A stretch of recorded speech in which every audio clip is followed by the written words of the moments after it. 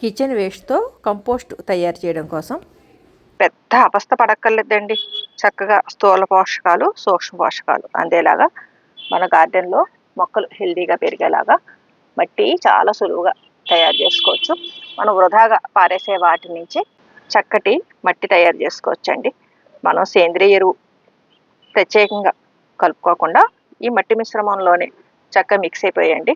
మొత్తం ఆ కుండీ అంతా కూడా సారవంతమైన మట్టితోటి ఉండేలాగా చేసుకోవచ్చు. ఇది ఎలా చేయాలి ఏంటి అన్నది మీకు డీటెయిల్డ్గా చూపిస్తాను. ఇక్కడ నేను వేసినవి ఆకుకూర విత్తనాలండి. కొత్తిమీర, గోంగూర, కొత్తిమీర ఎక్కువ కుండీల్లో వేసానండి. ఇక్కడ గోంగూర, ఇక్కడ ఉల్లికాడలు, కొత్తిమీర, ఇక్కడ కూడా కొత్తిమీర, పాలకూర, అలాగే చుక్కకూర కూడా మిక్స్ చేశాను. మనం కుండీ వేస్ట్ కాకుండా కూడా ఉంటుందన్నమాట మనకి ఆ సాయిల్ మిక్స్ రెడీ అయ్యేలోపు. ఇక్కడ ఈ ఆకుకూరలు కూడా మనకి హార్వెస్ట్కి రెడీ అయిపోతాయండి. మరి ఇప్పుడు ఈ వీడియోలో సాయిల్ మిక్స్ మనం సారవంతంగా ఉండేలాగా ఎలా రెడీ చేయొచ్చు అంటే వృధాగా పోయే వాటి నుంచి తయారు చేస్తున్నాం అనమాట. అంటే తడి చెత్త నుంచి చక్కటి సేంద్రియ ఎరువుతో కూడిన మట్టి మిశ్రమం ఎలా చేయాలన్నది ఇవాళ ఈ వీడియోలో చూద్దామండి. నమస్తే, నా పేరు శేషకుమారి. మా ఛానల్ ఎర్ర గార్డెన్స్కి స్వాగతం అండి. మనం గార్డెన్లో మొక్కలు పెంచాలి అనుకున్నప్పుడు ఎక్కడెక్కడి నుంచో రకరకాల విత్తనాలు, నార్లు ఇవన్నీ తెచ్చుకుని నాటుకున్న సరైన మట్టి మిశ్రమం ఉంటేనే కదండి చక్కగా అవి హెల్తీగా పెరుగుతాయి.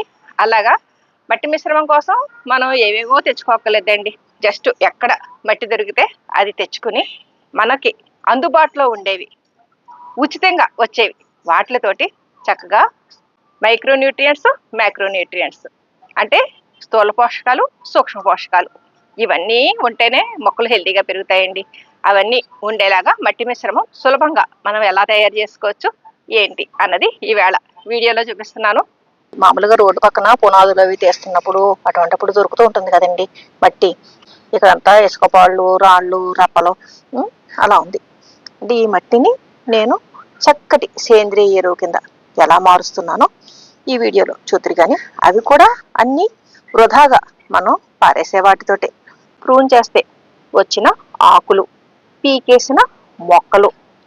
ఇక్కడ మీకు కనిపించేది గానుగ చెట్టు కొట్టినప్పుడు వచ్చిన పొట్టు అండి ఇది. ఆ పొట్టు, ఇవి కూడా రాలిన ఆకులు.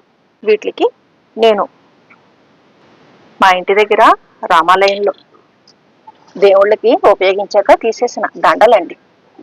ఇవన్నీ కూడా తెచ్చిపెట్టుకున్నాం అనుకోండి చక్కటి సేంద్రియ ఎరువుకి ఉపయోగిస్తాయి. అలాగే ఆటో మీద ఉల్లిపాయలు అవి అమ్మే అబ్బాయి అంటే ఉల్లిపాయ తొక్కలు, కొంచెం పాడైపోయిన ఉల్లిపాయలు అవన్నీ పాడేస్తూ ఉంటాడనమాట ఆ మూట కింద. ఆ ఉల్లిపాయ పొట్టు ఇవన్నీ కూడా మనకి వృధాగా పోయేవేనండి. మనం కొంచెం శ్రద్ధ తీసుకుని తెచ్చుకుంటే కనుక వాటితోటే మన గార్డెన్లో మొక్కలు పెంచుకోవడం కోసం మంచి సారవంతమైన మట్టి తయారు చేసుకోవచ్చు. ఇవి ఎలా కలపాలి, ఏం చేయాలి అన్నది ఆ ప్రాసెస్ కూడా మీకు డీటెయిల్డ్గా చూపిస్తాను. సారవంతమైన మట్టి మిశ్రమం తయారీ కోసం అన్ని రకాల పోషకాలు ఉండేలాగా నేను ఇవన్నీ కలెక్ట్ చేసుకున్నానండి. మట్టి జస్ట్ గార్డెన్ సాయిల్ కాదు, ఇది బయట నుంచి తెచ్చుకున్న మట్టి అండి.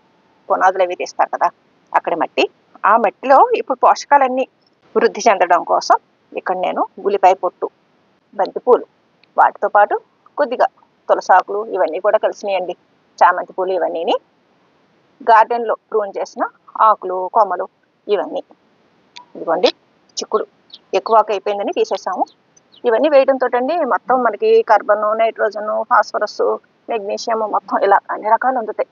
ఇదేమో కొద్దిగా పశువుల పెంట అండి. మనం పేడ కలెక్ట్ చేసుకున్నా పర్లేదు. అలా అంటే కొంచెం మనం పశువుల పెంట అది వేస్తేనండి పోషకాలన్నీ కూడా త్వరగా వృద్ధి చెందుతాయి అన్నమాట. బ్యాక్టీరియా అది బాగా డెవలప్ అవుతుంది.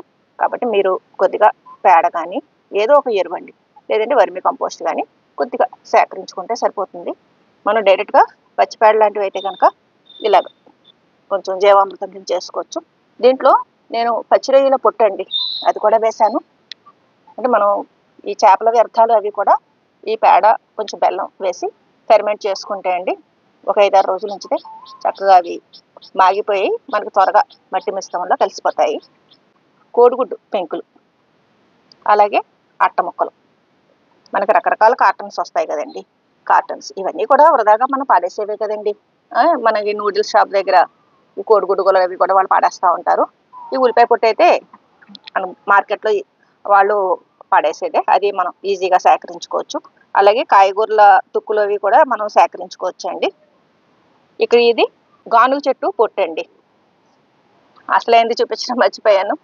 ఇదిగోండి, నల్లేరు కాళ్ళు మనం చక్కగా చిన్న చిన్నగా కట్ చేసుకుని వేసేసుకుంటే అండి, అది పందికొక్కులు అవి రానివ్వకుండా చేస్తుందండి. గార్డెన్లో పందికొక్కులు ఇబ్బంది ఉన్నప్పుడు మట్టి మిశ్రమంలో కొద్దిగా నల్లేరు కాళ్ళు కలుపుకుంటూ ఉన్నాం అనుకోండి, ఆ వాసన వాటికి నచ్చక ఆ పందికొక్కులు అవి కొంచెం మన గార్డెన్ మీద అటాక్ ఇవ్వడం తగ్గిస్తాయన్నమాట.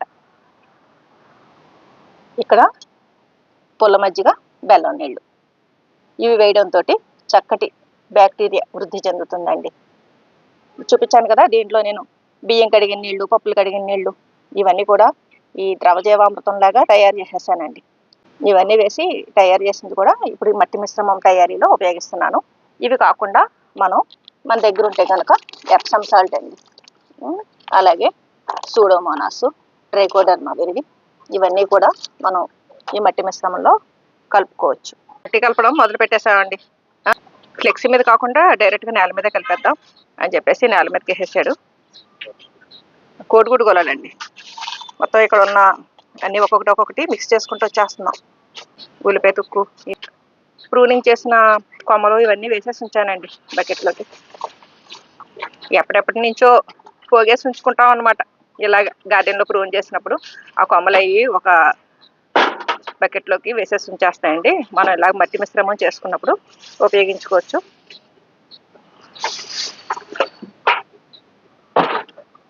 మనం కొద్ది మట్టితోటి ఇలాగ అప్పుడప్పుడు ఇవన్నీ కలిపేయడంతో అండి ఎక్కువ మట్టి చేసుకోవచ్చు. ఇదిగోండి, ఇది మేము ఈ మధ్య తెచ్చిన మట్టి అనమాట. ఇసుకలాగే ఉంది, అటువంటి మట్టి కలుపుతున్నాం ఇప్పుడు దీంట్లో. కొంచెం పాత మట్టి కూడా యాడ్ చేస్తున్నామండి. ఎక్కువ గార్డెన్ అవసరాల కోసం 20 లీటర్ల పెయింట్ డబ్బాలు ఉపయోగిస్తామండి. అటు కంపోస్ట్ తయారీకి కానీ, మొక్కలు నాటుకోవడానికి కానీ. వాటికి అన్ని వైపులో చిల్లులు పెట్టేస్తాము, అడుగును కూడా రంధ్రాలు పెట్టేస్తామండి. ఇవన్నీ కొద్దిగా ఇసుక కలవడం వల్ల అండి మొక్కలు నాటినప్పుడు వేరు వ్యవస్థ బలంగా ఉంటుందండి.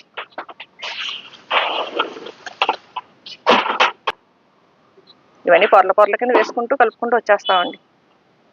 ఇదిగోండి, ఇది పాత మట్టి అనమాట. ఇలాగా తయారు చేసిందేనండి. ఇప్పుడు చక్కగా పొడి పొడిలాడుతూ ఎలా ఉందో చూడండి. ఇప్పుడు మనం తయారు చేసిన మట్టి కూడా ఎలా వచ్చేస్తుందండి.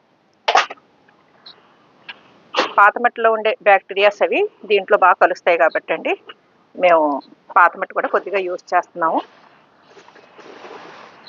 అలాగే ఈ కార్టన్లు కూడా చింపేసి వేసేస్తామండి ముక్కల కింద. ఇదిగోండి, ఇది మళ్ళీ కొత్తగా సేకరించిన మట్టి అనమాట. ఇప్పుడు మళ్ళీ పైన ఉల్లి పొట్టు ఇటువంటివన్నీ వేసేస్తామండి. గానుగ చెట్టు కొట్టినప్పుడు వచ్చిన పొట్టు అనమాట, అది కూడా మిక్స్ చేస్తున్నాము.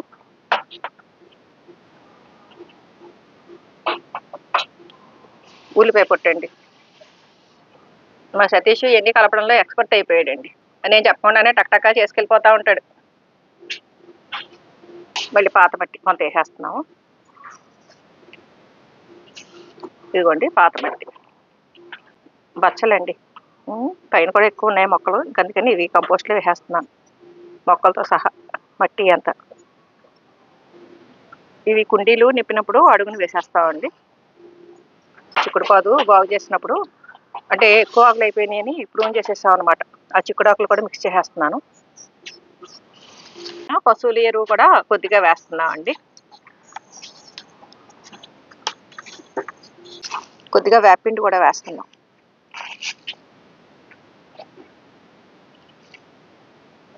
వేపిండి లేదనుకోండి మనం వేపాకులు కూడా వేసుకోవచ్చు.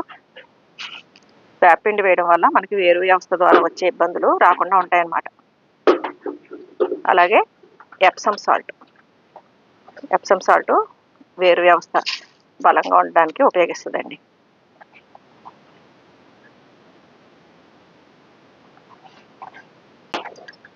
ఇది సూడోమోనాస్ అండి. సూడోమోనాస్ కూడా కొద్దిగా వేస్తున్నాం. ఇది కూడా మంచి బ్యాక్టీరియా మట్టిలో డెవలప్ అయ్యేలాగా చేస్తుంది. ఇవన్నీ మనం మట్టి మిశ్రమంలో తయారు చేసేసుకునండి వేసుకున్నాం అనుకోండి, మొక్కలకి చాలా రకాల ఇబ్బందులు రాకుండా ఉంటాయి. మొక్కలు కూడా బలంగా పెరుగుతాయండి.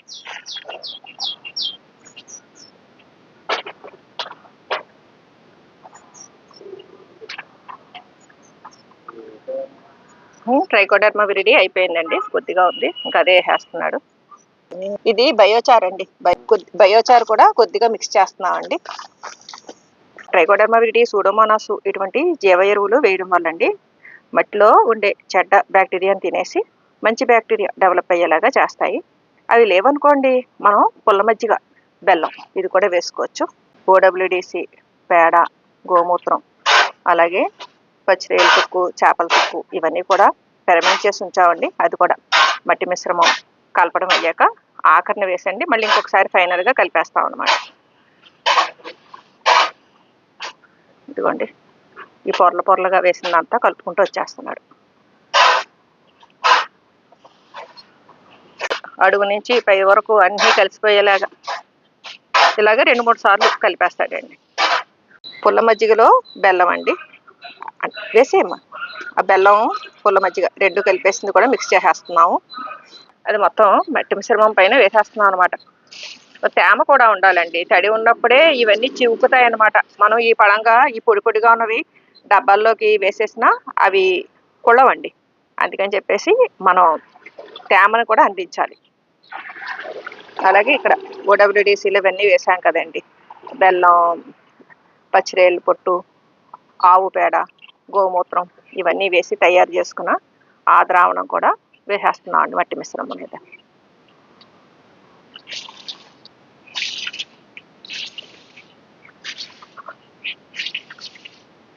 ఇప్పుడు మళ్ళీ ఒక 2 సార్లు శుభ్రంగా కలిపేస్తే ఇవన్నీ మనం వేసినవన్నీ కూడా ఒక పద్ధతిగా కలిసిపోతాయి అన్నమాట. సగం డొక్కు సరిపోద్ది సతీష్, మరీ ఎక్కువైపోయినా బంక బంక కింద అయిపోద్ది. మరీ బంక బంక కింద అవ్వకూడదండి.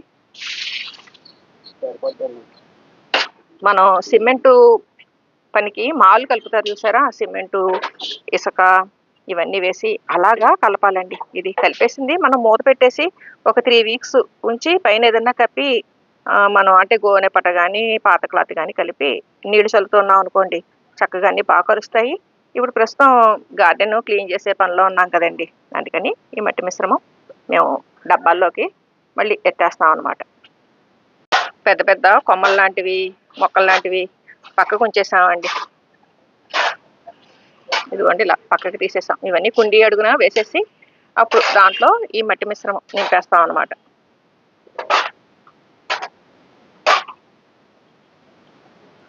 ఉల్లిపాయ తుక్కులో వచ్చిన ఉల్లిపాయలు కాలుతోటి ఎలా నొక్కేస్తున్నాడు అనండి మా సతీష్. అలా చేయడం వల్ల గమ్మున అవి మట్టిలో కలిసిపోతాయండి. ఇంకా ఫిల్ చేసేస్తున్నామండి. ఈ అడుగున ఈ అట్ట ముక్కలు ఇటువంటివన్నీ వేసేసి, అంటే కొంచెం హార్డ్గా ఉండేవి, మనకి కంపోస్ట్ కింద తయారవడానికి ఎక్కువ టైం పట్టేవి ఇలా అడుగు వేసేసి పైన మట్టి వేసేస్తున్నాం. ఇది మనకి చక్కగా మాగడానికి ఒక 2 months అలా పడుతుందండి. ఈ లోపు మనం పైన ఆకుకూరలు లాంటివి వేసేసుకోవచ్చు. కుండీల్లో మట్టి నింపుకున్నప్పుడు అండి కొంచెం వెళ్తుంచుతాం కదా, వీటికైతే ఉంచక్కర్లేదండి, పైదాకా నింపేసుకోవచ్చు. నింపేసుకుని మనం ఏమైనా ఆకుకూరలు చల్లుకున్నాం అనుకోండి, నీళ్ళు అవి వేస్తుంటాం కదా, అప్పుడు మట్టి దిగిపోద్దండి. ఇవన్నీ ఒక్కొక్కటి కుళ్ళిపోతూ మట్టి దిగిపోతుంది అనమాట. అందుకని పైదాకా మట్టి మిశ్రమం నింపేసుకోవాలి. మనం మట్టి మిశ్రమం ఇలాగా ఈ ఎండాకులు, ఉల్లిపాయ పొట్టు ఇవన్నీ వేసి తయారు చేయడంతో అండి ఎక్కువ బరువు లేకుండా అండి తేలికగా ఉంటాయన్నమాట కుండీలు. మట్టి మిశ్రమం నింపేయడం అయిపోయిందండి. ఆ కుండీలన్నీ సర్దేశాము. ఇదిగోండి, ఉల్లిపాయ తుక్కులో వచ్చిన ఉల్లిపాయలు ఇటువంటివి మనం ఇలా పైన పెట్టేస్తే చక్కగా ఇవి కూడా మొక్కలు వచ్చేస్తాయి. మనకి ఇది చక్కగా కంపోస్ట్ అయ్యేలోపు ఈ ఉల్లిపాయలు కూడా మొలకలు వచ్చేస్తాయండి. అలాగే ఆకుకూర విత్తనాలు ఇవి కూడా చల్లేసుకోవచ్చు. ఇదిగోండి ఇలా మనం చక్కగా వాటరింగ్ చేసేసుకుంటూ ఉంటానండి, ఇవి మొలకలు వచ్చేసి మనకు ఆకుకూరలు వస్తాయి. ఆకుకూరలన్నీ మనం హార్వెస్ట్ చేసుకునేటప్పటికి ఇక్కడ కంపోస్ట్ కూడా రెడీ అయిపోతుంది. చాలా సులువుగా మట్టి మిశ్రమం తయారైపోయింది కదండి. భలే కలర్ఫుల్గా ఉన్నాయండి కుండీలు, ఈ బంతిపూల రేకులతోటి, ఉల్లిపాయ పొట్టుతోటిని, మధ్యలో పచ్చపచ్చగా ఈ చిక్కుడాకులు. చక్కగా మంచి పోషకాలు ఉండే మట్టి మిశ్రమం రెడీ అయిపోయిందండి. ఈ ఆకుకూరలు అవి చల్లుకోవడంతో చక్కగా మనకి ఒక 2 నెలలు అయ్యేసరికి పెద్ద పెద్ద మొక్కలు కూడా వీటిల్లో వేసేసుకోవచ్చు. వేరు వ్యవస్థకి ఎటువంటి ఇబ్బంది లేకుండా హెల్దీగా పెరుగుతాయండి. ఈవేళ చూశారు కదండి, మట్టి మిశ్రమం చక్కగా సారవంతంగా ఉండేలాగా మనం ఎలా తయారు చేసుకోవచ్చు ఏంటి, అది కూడా ఉచితంగా మనకి ఫ్రీగా అటు ఇటు వాళ్ళు పడేసేవే మనం కొంచెం శ్రద్ధ తీసుకుని తెచ్చుకున్నాం అనుకోండి, చక్కటి మట్టి మిశ్రమాన్ని మన గార్డెన్కి అవసరమైనట్టుగా మంచి పోషకాలు ఉండేలాగా మనం తయారు చేసుకోవచ్చు. ఈ వీడియో మీకు ఉపయోగపడుతుందని భావిస్తున్నాను. ఈ వీడియో పైన మీ అభిప్రాయాలు కామెంట్ సెక్షన్లో తెలియజేయండి. సర్వే జనా సుఖినో భవంతు.